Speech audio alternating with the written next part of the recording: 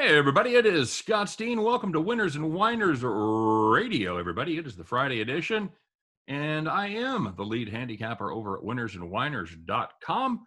Going to bring in my co-host and partner. Couldn't do it without him. He is the senior handicapper at Winners and Whiners, and he is Scott Reichel. Scotty, happy 4th of July weekend, my friend. Yep. I don't know if you have any plans for it. I'm actually going to travel with some friends, so I'm going to go hang out there for a weekend, have barbecue a little bit, have some fun. So looking forward to that. You got any plans for the weekend? I do. We're going to go see some fireworks. This is Friday is my anniversary, so we'll be doing a little anniversary dinner. We'll be doing a little fireworks on Saturday night. I'm going to be working Sunday, getting ready for the show, so I won't actually get to go see fireworks on the 4th, but there's plenty on the 3rd, so I'll get to see those. And between you and me, I've seen plenty of fireworks. I really like how you plugged your hard work ethic into that segment. That's true. I'd watch the fireworks. I'm going to be so busy prepping that I'm going to have to sacrifice and take one for the team. You know what? It's the way it is. It's the way it is, man. It's how it works in show business. It's the way it works in show business, baby. So yeah, I'm having a great weekend. I'm happier than Britney Spears' dad right now. So okay, that's one way to put it. Fair enough. Too soon? No, I don't think it's really too soon. But Have you watched any of the Britney stuff? Have you watched the special on was it Netflix or HBO or whatever it is? No, I know about the Free Britney movement. That's pretty much it. Right, Free Britney with every purchase. Yeah, that's pretty much it. So here's the deal, right? She basically has her dad is a conservator of all of her money, takes care of all of her money, gives her an allowance, et cetera, et cetera. So how old is she now? Right, dude. I think she's 38. I mean, I would take an allowance if somebody was offering, but it's I don't get it. It's like $500 a week. It's like a $500 or $1,000 a week. It's nothing if you're Britney Spears. Nothing. Pretty much. I don't understand how crazy you have to be still. And even if you're crazy, well, it's your money. If you want to, it's her money and she wants it now. If you want to skydive naked and throw all of your fortune as you land, that should be your prerogative. It's your money. So I guess what you're trying to say is, oops, she did it again. Oh, stop. Stop. Yes, they did it again. They absolutely did it again. Okay. Hey, you're listening to Winners and Whiners Radio, everybody. We have one simple slogan, and that is give us an hour, and we will give you the winners. And that's exactly what we're going to do today. Of course, don't forget to check out our title sponsor. That is winnersandwhiners.com. Winnersandwhiners.com is the #1 site in the world for predictive sports analysis. Each day, people from over 150 countries stop by to check the latest information, be it line moves, weather, injuries, all the other things that make up your final decision. You should definitely make winnersandwhiners.com part of your handicapping regimen each and every day before you make your plays. The best part is not only do they do every game in North America every single day, full previews and predictions, but it's all free. Free, Scott, and you just don't get that much anymore. So take advantage of it. That's what I'm saying. Well, 0.00. I don't know what more you actually want to get from a site that gives you betting tips. That's it. 0.00. It's always a good EV. So, Scott, let's get her going as we always do. It's our special. We don't really have a special 4th of July show. I'd like to say that we do. That we put together a bunch of things for 4th of July, but we didn't. So I'll just say, as far as 4th of July, it's a lot better than the last 4th of July. I hope you guys have fun. Stay safe. Try not to shoot off any fingers, digits. Make sure you have the same number of digits on Monday that you started Sunday with. That's pretty much. Wouldn't you say that's the main goal for 4th of July, Scott? I think it is. I'm trying to think if anyone brought more awareness to that than Jason Pierre-Paul, but that's usually a good place to start. Are you a big fireworks guy? You shoot off fireworks yourself? No, not particularly. Fireworks are a thing that I can understand, and how I actually had a friend whose father used to do that in their backyard. But realistically, you have so many people shooting off fireworks anyway. Mm-hmm. You can usually look up half the time, and you can still see the fireworks. I don't really need to be closer to get a front row seat. That's about, I don't know, hundreds, if not thousands of feet in the air. How old are you? I am a nice 24. You sound much older, sir. I'm just Thank saying. You. It's my kids still shoot off fireworks. They can't get enough. So, but it helps, Scott. I've got a fireworks guy. So he always cuts us a hell of a deal. So that certainly helps. It's one of those things. You should always have a guy. Have a guy for fireworks. Have a guy for tickets. Have a guy for anything. You really need a guy fix your car. Or you work on cars? Can you fix a car? Absolutely not. But I know a guy. Yeah, you got to have a guy. You got to have a guy you can trust. So, Scott, let's talk about the games a little bit today. It wasn't all roses and unicorns for everybody. There are into each life a little rain must fall. And these are the people who were out there without an umbrella today, Scott. They took it in the shorts. Things didn't go their way.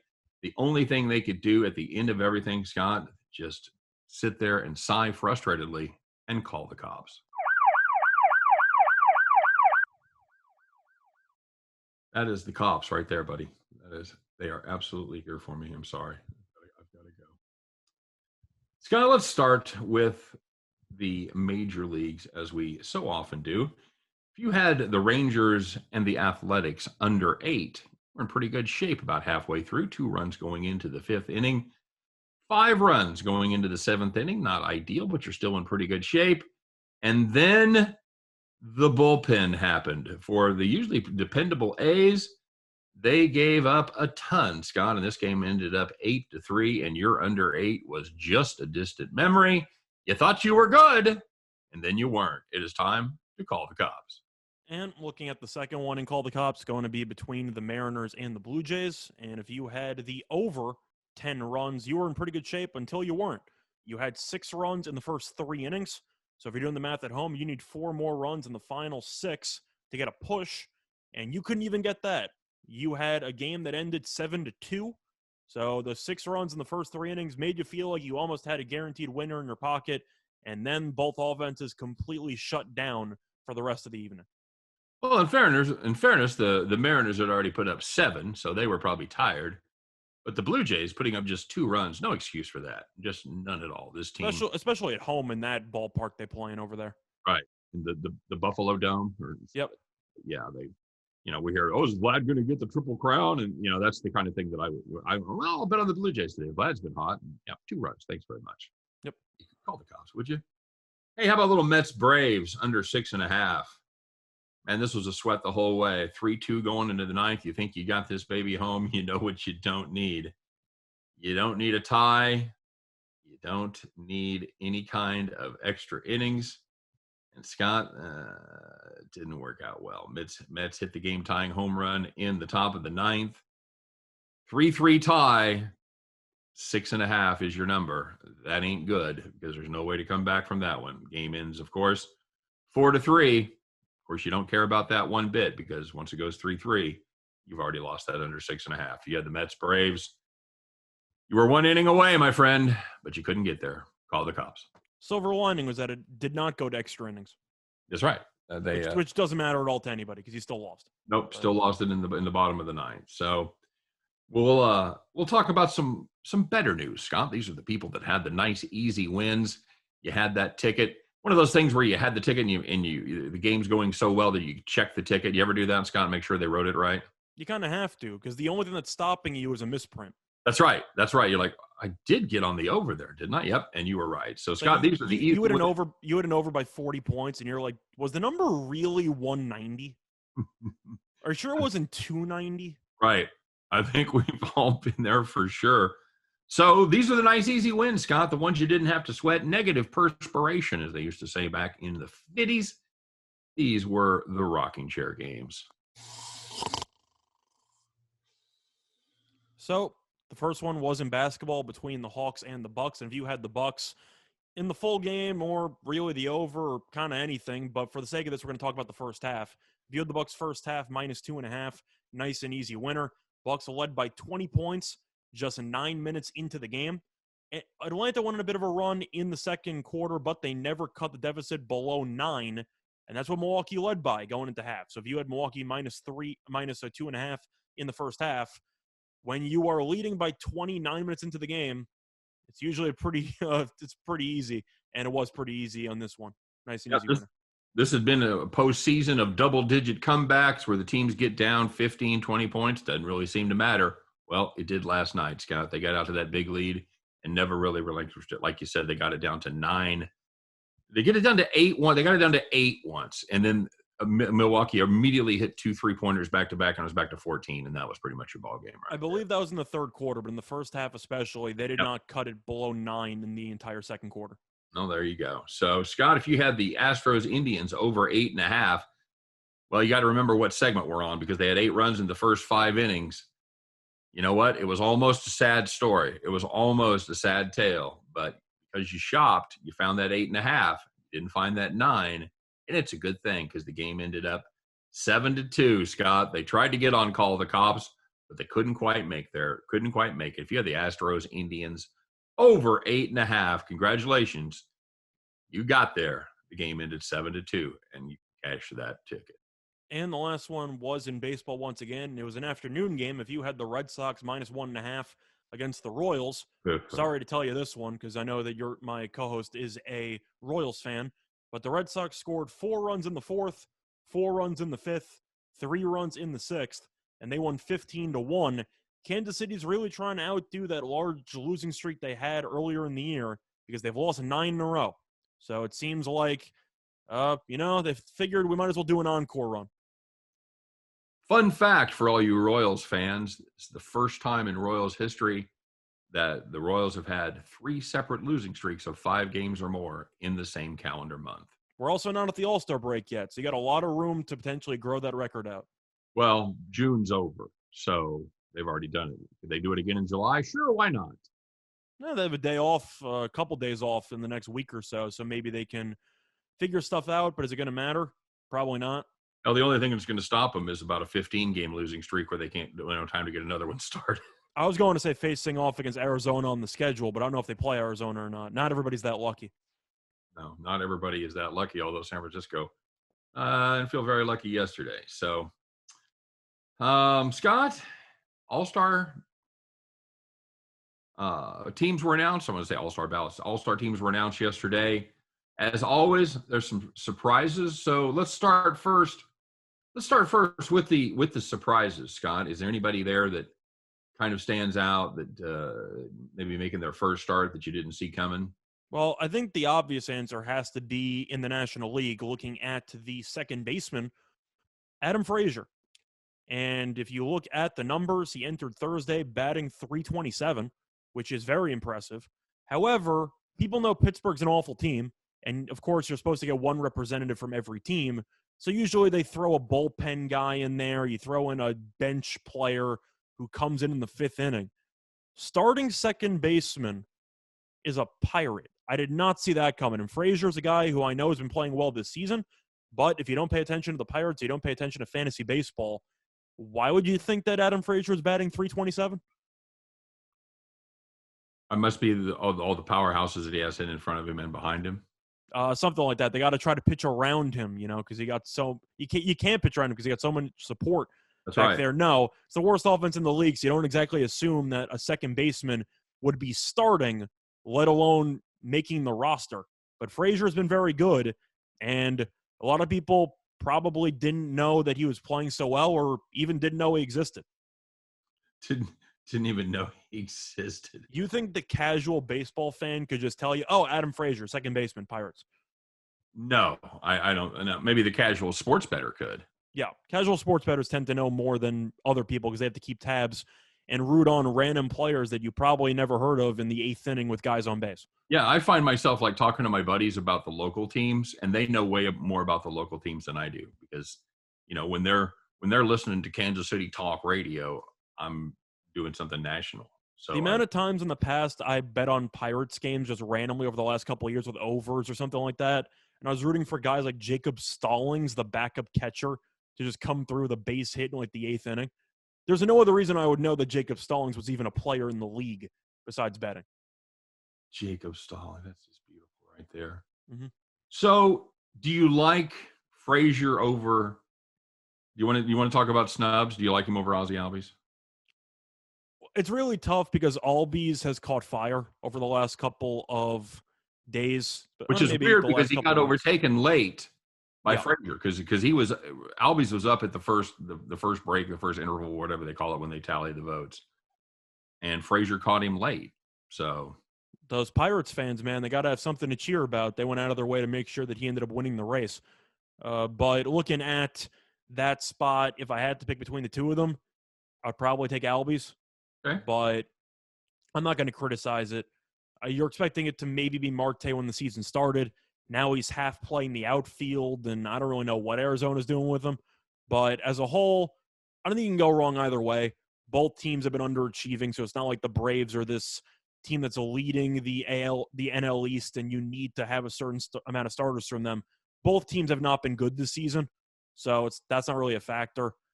I think it's really a personal preference. I would have gone with Albies because he's leading the team in RBIs. Frazier has a great average, but the RBIs are so lopsided between those two. Right. Well, as far as WAR goes, and I know that a lot of people like to look at that, it's really close. Frazier's 2.5 WAR and Albies is 2.3. So it's hard to make a case that Frazier doesn't deserve it. Yeah, I wasn't saying that he doesn't deserve it. I said it was close. If I just had to choose between the two, I would take Albies. Okay. What other surprises? Looking at just the overall starting lineups, it's kind of the other second baseman, just coincidentally. Marcus Semien was a guy who you knew was pretty good, but you didn't realize after all the media's talking about Bichette and Vlad and all these guys. Did anybody actually realize that Semien has 20 home runs, 52 RBIs, and a 291 batting average? You knew he was having a pretty good year. Right. But you didn't realize that his numbers were that good.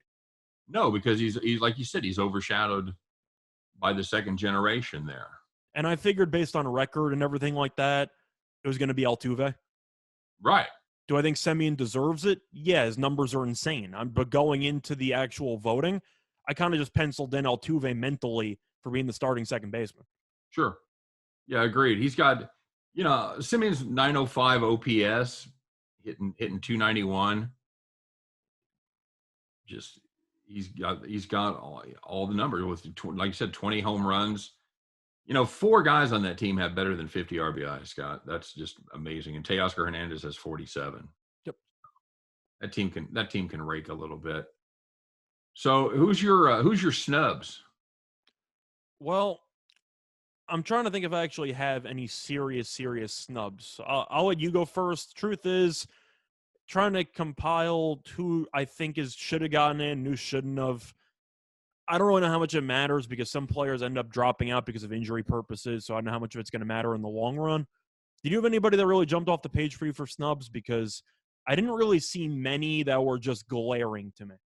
I'll tell you one, Scott. I think Cedric Mullins of Baltimore playing the outfield, a guy that has a 4.0 WAR and an OPS of 942. I think you could absolutely make a case that he should be one of your starting outfielders. That's fair. He didn't make the roster as a reserve, though, right? I don't know that they've announced reserves yet, have they? That's why it's kind of tough for me to determine snubs, because making the roster is kind of the most important part of it. Of course, you want to start, but at the end of the day, I think Mullins will end up making the roster. Probably as a reserve. I don't know who else they would take. Correct. I know Judge is starting because he plays for the Yankees, and he's also had a very good year. Mullins has been great, but I do think that he'll make the roster eventually. But you also have so many guys who end up dropping out at the last minute. I know Buxton barely got edged out by Teoscar Hernandez to be a starting outfielder, but Buxton's injured anyway. Right. So it doesn't really matter. And you're also going to have a decent amount, for example, of starting pitchers who are supposed to perform in the All-Star game, but then they just pitched like 2 days before the All-Star break, so they can't pitch. And then you add a bunch of new guys to there. So don't get me wrong, it's important to keep in mind on which one of your favorite players makes the All-Star team. But if they're not on the list, you're going to have a couple of last-minute replacements coming in. Sure. I think that's absolutely – Baltimore will get one guy through, and I think it will be Mullins. So it's either going to be Mullins or it's going to be Mancini. Well, that would be the sentimental choice. But from a number standpoint, you can't justify it. I agree. Mullins is clearly better just numbers-wise, but if you want to go sentimental, which I don't think they will because they gave Mancini the home run derby for the sentimental purposes, I think Mullins is going to get the spot. So do you have the home run derby list? Do I have it in front of me? Here, I think I'm going to have it right here.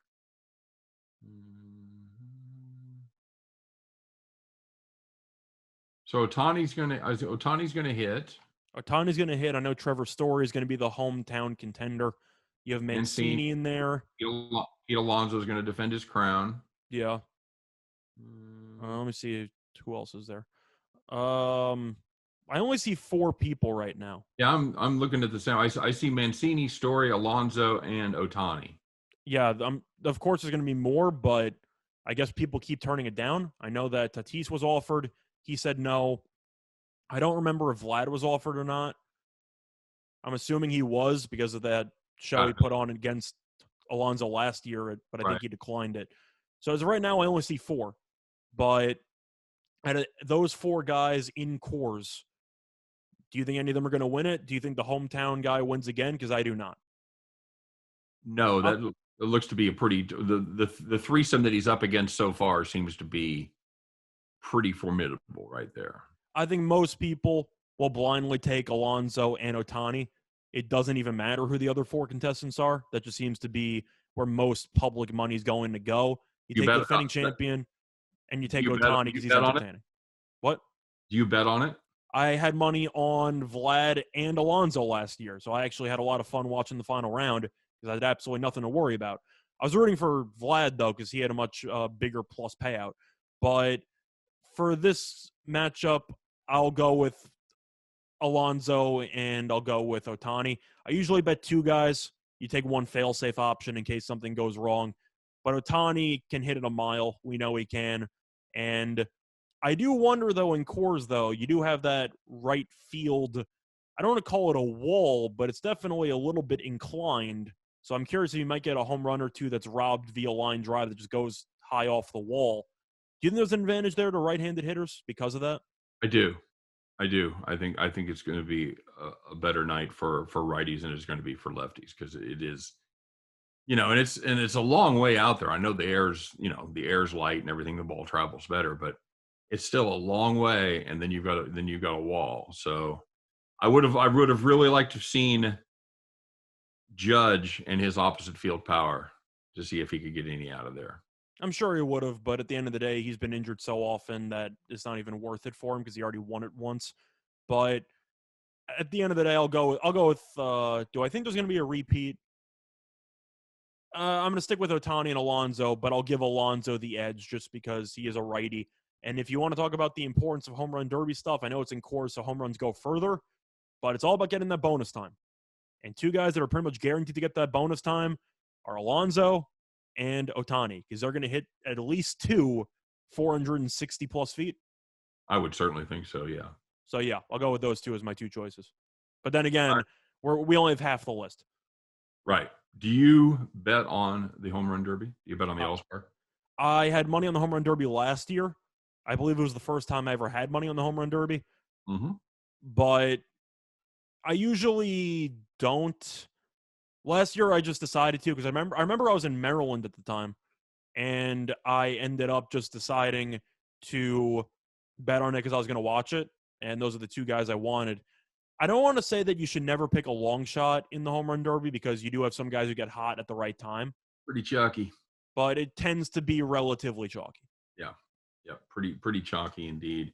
So, Scott, I'm going to call an audible real quick. Here's something that we didn't talk about in our rehearsal.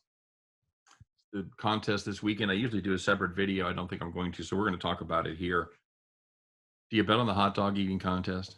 It's either Chestnut or nobody else, but I know last year was a pretty interesting landing spot for the over-under on the hot dogs because I'm pretty sure it opened with going over and then it closed by going under. So I think it actually middled the Chestnut total. Yeah, he broke the record. I think did he have 73 last year? I don't remember, but I'm pretty sure he broke the record by like 1 hot dog. Yeah, I think that's right. I don't really follow it because, I mean, it's been one-way traffic ever since Kobayashi got banned from competition. Do you know I shouted out George Shea year before last, and he actually responded to me. Really, I didn't know that. You know who that? You know, for those of you that don't know, I know you know because you're a New York guy, but he's the guy that does the over-the-top introductions. One of my true joys of the 4th of July holiday is watching George Shea do the introductions. It's just classic. If you've never seen it, I highly recommend. Even if the hot dog eating contest grosses you out, and I get it, watch the intros. You will thank me later. I'm actually curious what Chestnut's even laying in that competition. What would you like to know, Scott? Whatever he's laying, should probably take it. I'm not going to say it's free money, but it's also not free money. You know what I mean? Here's the deal, Scott.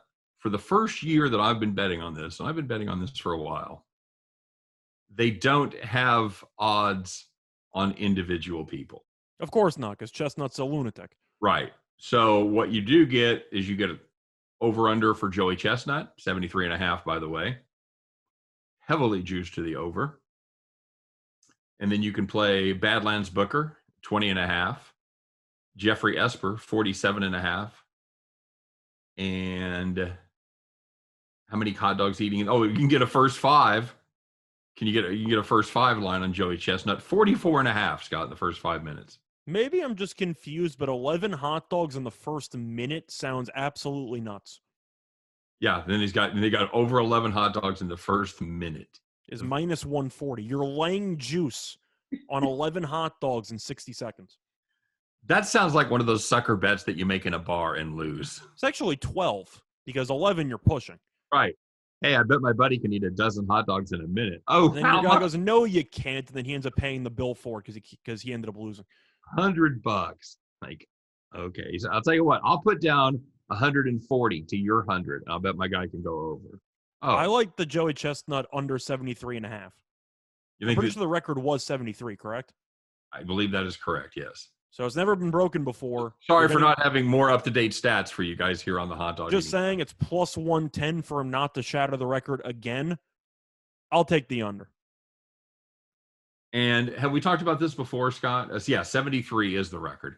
Have we talked about how many could you eat? Are you a hot dog guy? I'm pretty sure we have talked about it before. How much time are you giving me for this? Probably last 4th of July. 10 minutes. So it's the same exact, dimension. Same exact. Okay. Yep. See, I dipping it in the water and all that stuff. Like I've never actually tried doing that, but I'll just be disgusted by the thought of it. But if you're talking about regular sitting, no dunking, just regular eating hot dogs, I could probably get through maybe 5. That sounds about right. Yeah. I'm more of a marathoner, not a sprinter. So 10 minutes and you're just done for. Yeah. Yeah, absolutely. So, all right. Well, I'll definitely be watching. It's always a good time.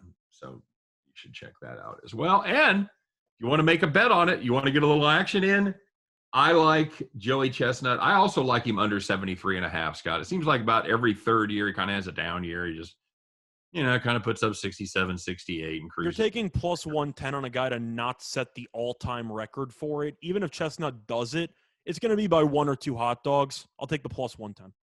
And you got any thoughts on the first 5 or the first minute? The first minute, I would lean under, but that juice scares the hell out of me.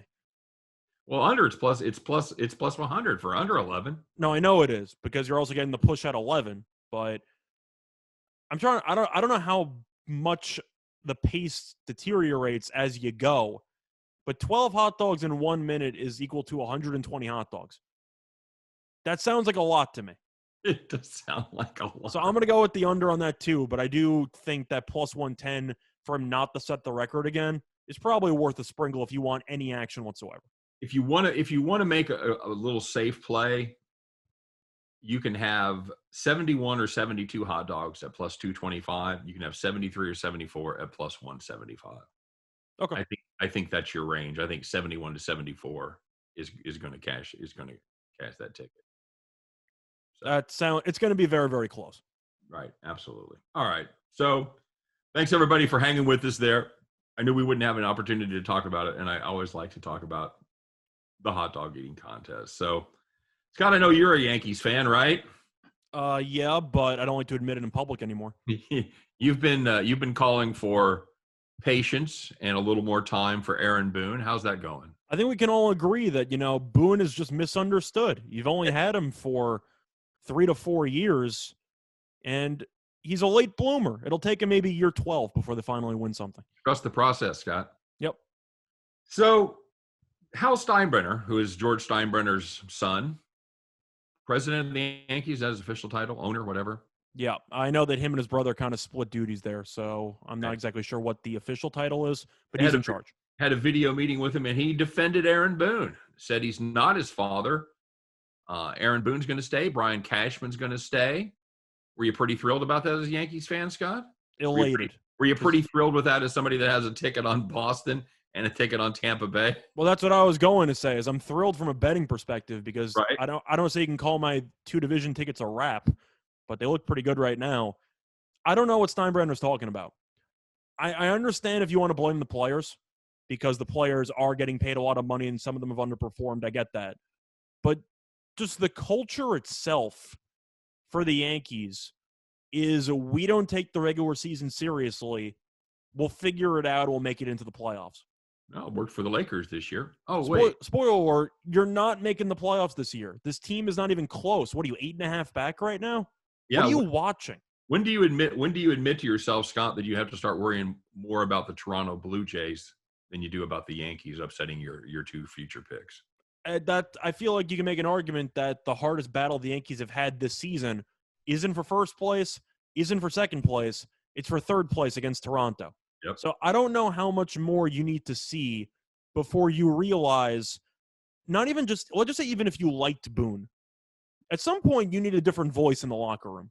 You need something. You just need some guy who might be able to rally the troops. And I think we can agree that Boone, despite claiming guys are savages in the box and doing a bunch of random nonsense every now and then once every 2 years, has he really inspired anybody on the team? Because the team looks flat all the time. Yeah, they do. They do ridiculous things like the game on Wednesday night where they give up 7 runs in the 9th inning with I don't know, arguably, I'm sure the Yankees fans would tell me that's the best closer in baseball right out there. And the argument would be they're up 4 runs. Why was Chapman pitching in the first place? Oh, that's a good point. You can certainly make the argument that he's in a non-save situation. What are you doing? Especially after a rain delay, you kind of can just throw anybody out there. But they threw Chapman out there, and it did not go well at all. So, do I think that this is going to backfire? Yeah. Do I think Yankees fans are thrilled about this announcement? No, I think they hate Hal Steinbrenner, and they want some kind of George Steinbrenner hologram to just take over the decision-making. Do you think that 100% guarantees with that statement yesterday that he will be around till the end of the season? Yeah. I think that the reason why we brought it up from a betting perspective, you might be wondering, how do I make money on that? Right. It's a pretty difficult market to find, but if you can find first manager fired, I'm sure Boone is going to be on the short list of favorites. Cross him off. He is officially on the no-bet list. I know after your bad take early in the season when you wanted Bob Melvin fired, we've kind of rebounded from that, and now pretty much who are you on? It's Baldelli or nobody. I don't know who else it would be unless you have a scandal from one manager. Yep, I would agree with that. Everybody else, I mean, I'm trying to think of who's underperformed that was expected to. I mean, Atlanta, but you know, they made the playoffs the last couple of years. They're not firing the manager. No, they're not. They're not going anywhere. Tampa Bay hasn't been running away with the division, but again, you're just reaching there. It's really Baldelli as far as the teams that I can think of that. You make an argument for Hyde with Baltimore, but that team was going to be awful anyway. Pittsburgh, if you want to try to get a new voice in, but those teams were expected to be bad. So it's not like they're going to suddenly realize, like Colorado, we've really been underperforming. This team's pretty good. No, I'm sure the front office knows this team's terrible. So must be the manager. The Twins is a problem because of the fact that they made the playoffs the last couple of years, and they also won the division. And now they're fighting with Detroit for last place. Right. You should have fired him already. Well, in fairness, the Royals have pretty much locked themselves into last place. As of right now, they kind of took it away from Minnesota. It's kind of rude of them, if you ask me. But I think you would agree that Baldelli, if we're talking about the Yankees not improving, Minnesota is 10 times worse because they're not even over 500. Right. Yeah, they're dreadful. They're awful. So, all right. So, Scott, a lot of NCAA news with the NILs and everything like that. And you knew it had to happen because one of the guys, there's 2 guys that I immediately think of that kind of got screwed in this process. Jim Tressel is one of them, as he was pretty much unceremoniously dumped from Ohio State for letting his players basically get free tattoos. You had tattoos there, and then he ended up believing in Terrell Pryor, signed autographs. Ohio State had a bunch of issues when it came to athletes making money. or just getting some benefits of some kind. Or, as we like to say, they're about 5 years too early. Yep. Because now all of that would be fine. And of course, the other guy you think of when you think of people who would have been fine under these rules, Scott, who is that? It's the SMU football team from the 80s. No, it's going to be Reggie Bush. It's going to be Reggie Bush. Absolutely. Reggie had to give back his Heisman Trophy. I believe they had to vacate those wins. So can we do anything? Can we go back and retroactively reinstate Reggie? Give him his Heisman back? He wants it back. He wants that Heisman back, Scott. I'm going to say no. He wants to be in Heisman House commercials. I am a big fan of Reggie Bush. He's one of my all-time favorite college players. And even though I would personally like him to get the award back, why would the NCAA give him the award back? Just because something is legal or okay now, right, doesn't change the fact that when you did it, it was illegal. It's like somebody hypothetically getting arrested for a marijuana charge in a state that's now legalized marijuana. Oh, you've backed yourself into that corner, buddy. And your argument is, no, I'm okay with it being legalized. But what I'm trying to say is somebody who got arrested for it 5 years ago is suddenly going to go, well, I'm good. It's like, well, at the time you did it, it was kind of a crime. So you have to look at it from the perspective of at the time in question, you did something that wasn't permitted. And I think that's the issue Reggie Bush runs into, where you can't really view everything in hindsight. It's a matter of at the time in question, you messed up. So no, I think that's not what I believe, but I do think that's what the NCAA believes. So no, he's not going to get it back from the NCAA. All right. Well, that's not a terrific example because almost all of the states that legalize either medical marijuana or recreational marijuana, first thing they do, let everybody out of prison that's there for some kind of simple possession. Well, you have still people getting arrested or in trouble for it. Caruso got arrested the other day in Texas. I know you had a track and field athlete who actually qualified for the Olympics, and she got suspended for a month because she tested positive for weed. Is it ridiculous that anybody's getting suspended for weed? Because can you make any kind of an argument that it's a performance enhancer? I don't know if it's a matter of being a performance enhancer or just the fact that the rules in question say that you can't take specific drugs and they list them out. And if you do, then you're in trouble whether it's legal or not. Man, you're going to be no fun as a parent. Oh, well, no. I don't have a personal issue with people doing it. We kind of just segued into a different topic, but I do think that if people are going to do stuff recreationally, even if either their employer or if just the organization they represent don't allow it, then whether or not the rules are stupid is irrelevant. The point is they violated the rules. Okay. All right.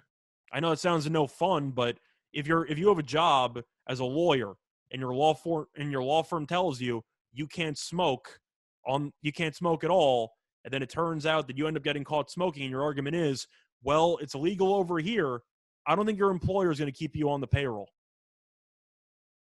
So when your kid calls you from jail the first time and wants you to come and bail them out, you're going to let him sit there and think about it, or you're going to come and get him? No, I'm going to get him. Okay. I think it'll be illegal in all 50 states by then. But I think you understand. I didn't necessarily mean for weed. I just meant for whatever. Yeah, you'll bail them out and everything like that. A candy bar or whatever stupid. People make mistakes and everything like that, but the Reggie Bush thing, just to circle back to it, you really think the NCAA of all people are going to just go, oh, of course you can have the trophy back? That does not seem like something they would do. No. So do I hope he gets it back? Yeah. Is he going to? No. All right. Fair enough. So, Scott, we started it yesterday. We're gonna do it 2 days in a row. No, was yesterday the second day in a row that we did it? No, yesterday was the first day we did it. Okay, that's what I thought because we got our fancy sound effect and everything. Scott, I know you love it. I know beyond a doubt, this is your favorite segment. It is time. It's the Friday edition. This one is going to have to take you into the weekend. And for those of you that are sports fans, you probably know what day this is already, and we're going to talk about it. It's the donkey of the day.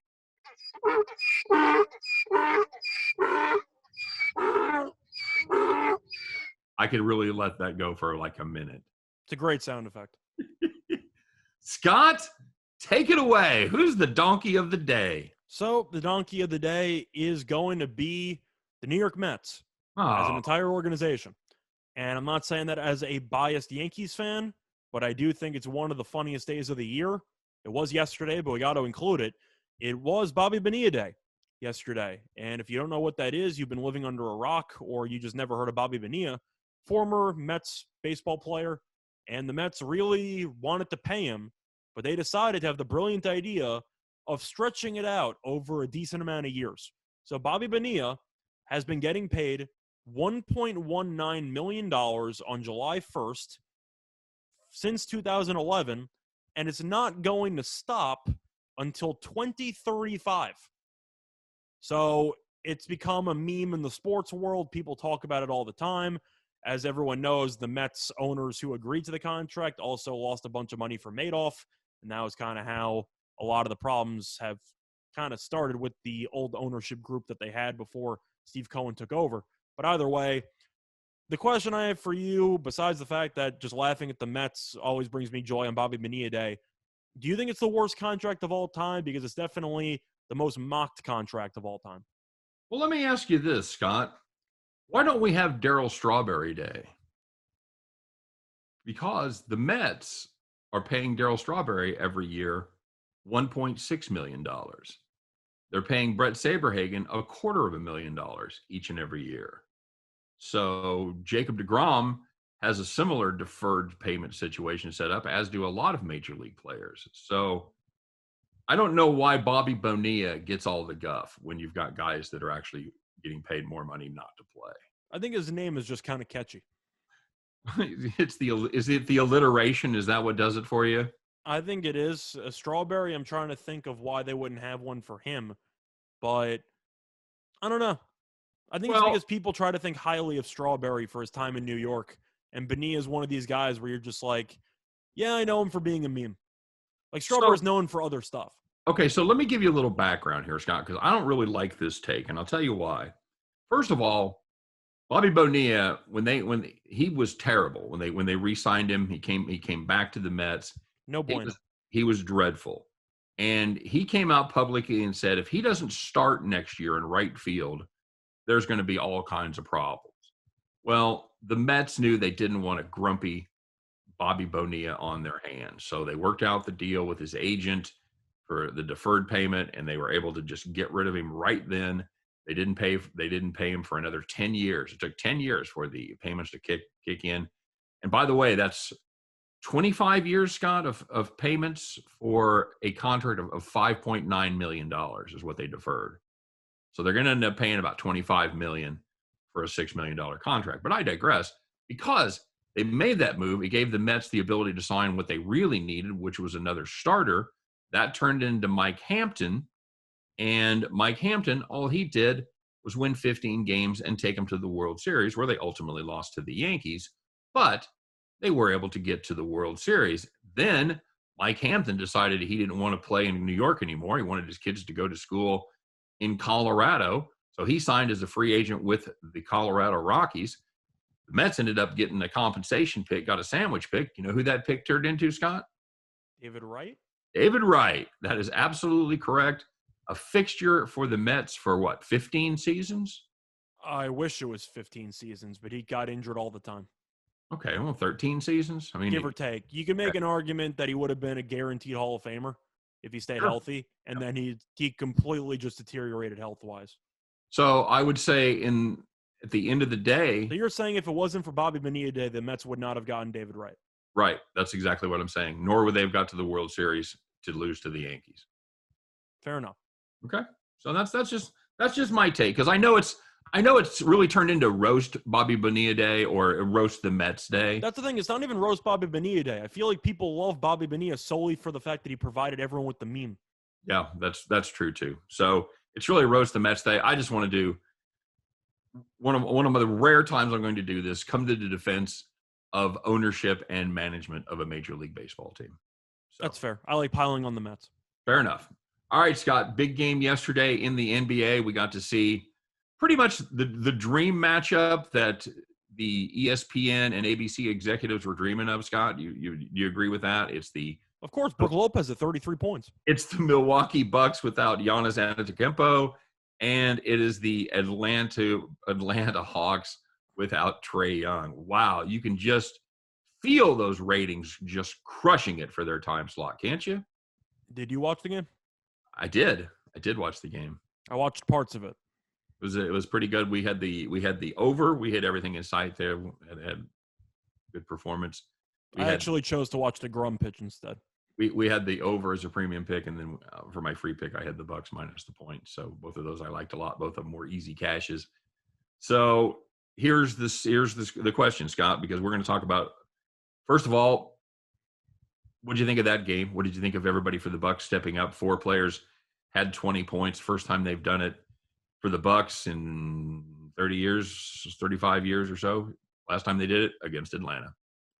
Well, we expected it. We talked about it on air yesterday. We thought that it was a good spot, kind of like what happened with Atlanta in the previous game, where your star player's out and you end up stepping up and putting together a good performance. Now, I was even less surprised once Trae Young was ruled out. I know both of us on air said we thought Young would play. Yep. He did not. Once that came out, you kind of just assumed that I don't want to say Atlanta was dead to rights, but let's just say you didn't exactly feel great if you would have had an Atlanta ticket hoping to beat a huge line move with Trae Young being announced active. Now, as for the game itself, it was one-way traffic, and that's why Milwaukee annoys me, because Milwaukee just chooses when to try and when to sleepwalk through games. They completely decided not to show up for the last game, and they got buried because Trae Young was going to be ruled out. They decided that they had the free win in the bag, and they got completely outplayed from start to finish. And then you had the game yesterday where you looked at Milwaukee and wondered, why can't you do this all the time? Is that a fair complaint? Because we've argued with them all season long, or about them all season long, that this team is bipolar. They're as a better, Scott, a lot of times they were just about unplayable. Yeah, it was really annoying. They're laying 10, and you're like, well, if they actually try in this game, they'll win by 20. If not, they'll barely squeak out a 3-point win.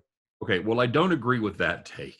It's an exaggeration, but there were a couple. I don't agree with professional athletes don't try on a daily. I wouldn't say they don't try, but I feel like Milwaukee isn't as engaged as I want them to be day in, day out.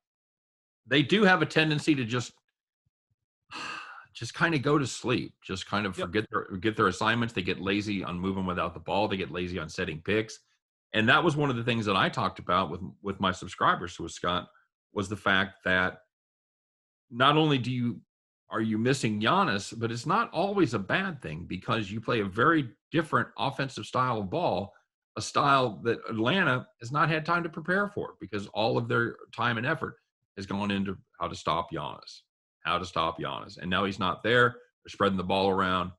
And when those guys step up like they did tonight, they're a hard team to beat, even with Giannis on the bench.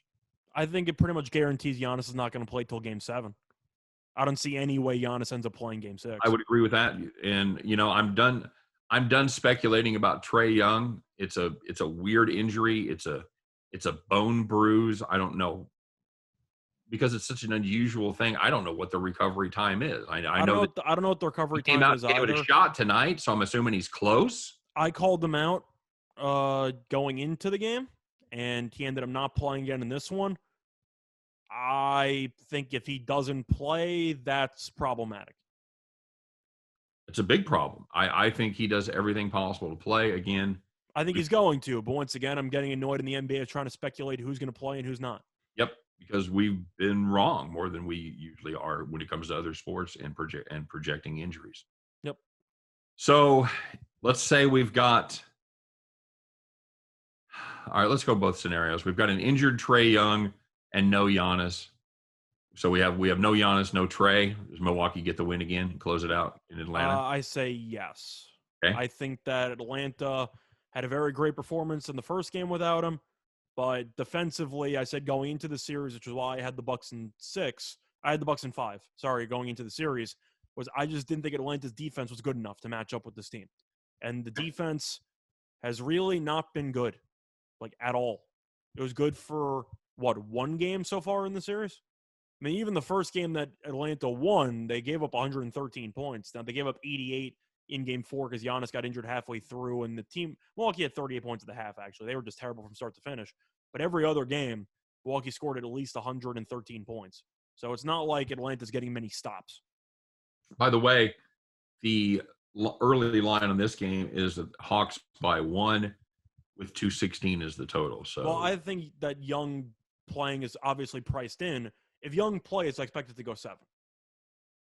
Okay, that was my other question. So so it all comes down to Young, which I think you'd agree is fair because of how important he is to the offense of that team. Yeah, I think that maybe they have one good half of basketball in them without Young, and I think they already used it up. So that might be all they need, assuming that Young ends up looking anywhere near how he normally looks, even if he's at 70%. You just need somebody who can at least be a threat. Agreed. I totally agree. All right, Scott. So let's take a look real quick. We do have Game 3 of the Stanley Cup. Canadians and the Tampa Bay Lightning. Tampa Bay up 2-0, and they are the favorite here, pretty much minus 130. Not a lot of line movement there. 5, of course, is your total. Little juice to the over, as it usually is. Scott, any reason not to take Tampa Bay in the under here? I like the under. If you're looking at the actual price for the money line, I think it's a little low.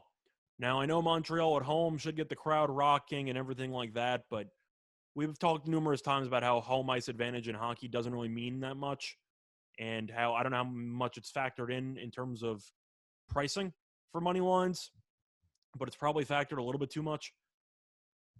Tampa's better. I don't really know what else to add. Vasilevsky is now minus 250 to win the Conn Smythe. He's given up 1 goal in each of the first 2 games. Price has been good, but you got too many weapons on Tampa. And the issue that I have with Montreal, besides Caulfield, who has really been a non-factor in the series, does Montreal really have anybody? Because I know Nick Suzuki's been good. Perry's a veteran presence. I think Anderson's pretty good. But you're comparing the likes of Stamkos, Kucherov, Braden Point, and company to Caulfield and Nick Suzuki. That's a bit of a mismatch, don't you think?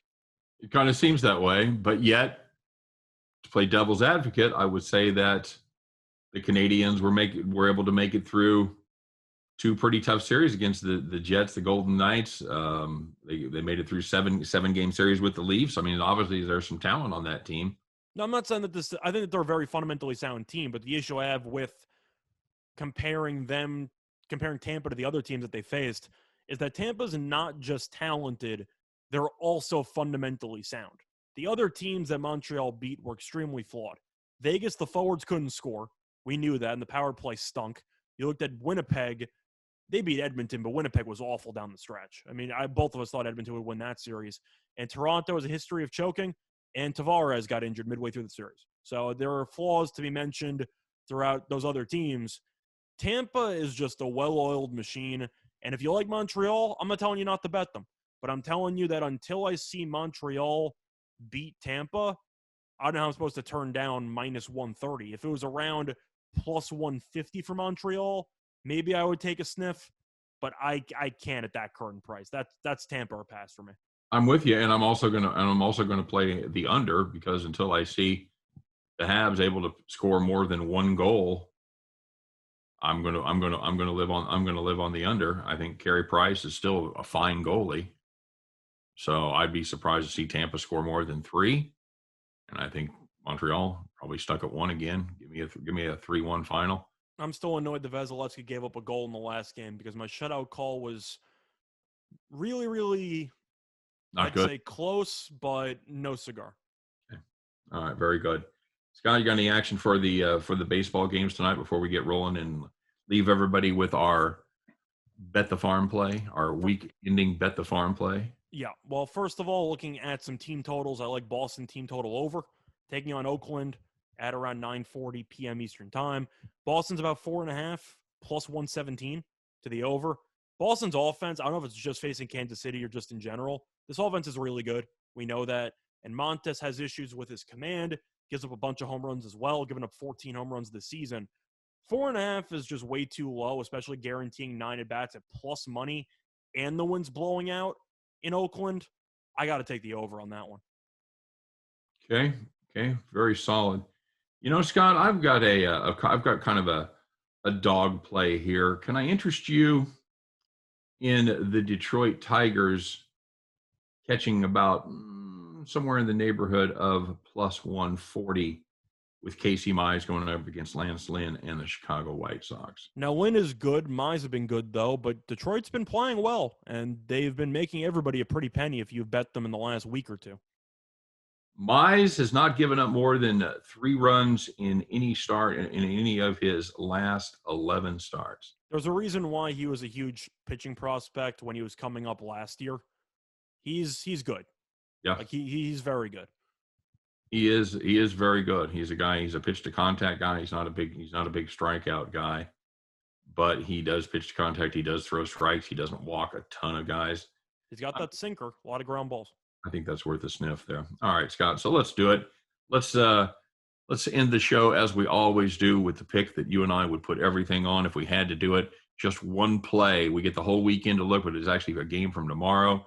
Scott, put your straw hats on, climb up on that tractor, kids, because it is time for Bet the Farm.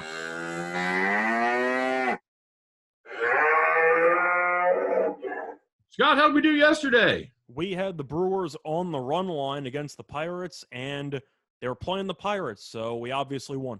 That's a winner. All right, Scott. Well, you got one locked and loaded for us, so we can end the week in style. So, looking at the Bet the Farm play, it's going to be on a total. We like the Orioles and the Angels over 9. You're looking at the pitching matchup here. Aiken is on the mound for Baltimore, and he has not been good. 7.11 ERA and a 1.61 WHIP. 7.94 ERA on the road. Meanwhile, Alex Cobb on the mound for the Angels. Nope. 5.09 ERA. Going to be canning, buddy. 3 WHIP. And, Cobb's been awful lately. 19 2/3, 17 runs. We think that this game should have a lot of runs in it. Okay, quick correction, Scott. It is going to be Griffin Canning. Oh, it is going to be Canning? Yes. Okay.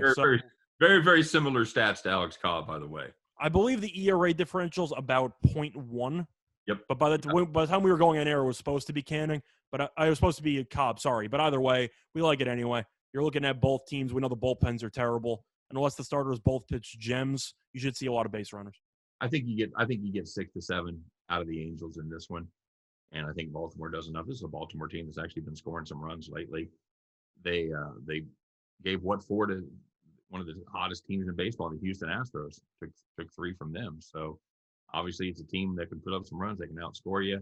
But we really like the Los Angeles Angels against Aiken. I'm trying to think of his first name. Yep, and the wind's also blowing out about 8 miles an hour. Yeah, whistling out. So that's going to be our Bet the Farm play. Take the Orioles, Angels over 9. Free money right out there in LA in the night game. So, Scott, I want to thank you for being here as always this week. Thank everybody for joining us here on Winners and Whiners Radio, all of our YouTube watchers.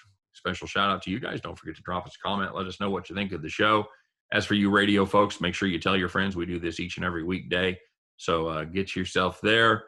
Come back, and we'll see you again. You guys have a great 4th of July weekend. Be safe, everybody. We'll see you Monday on Winners and Whiners Radio. Take care.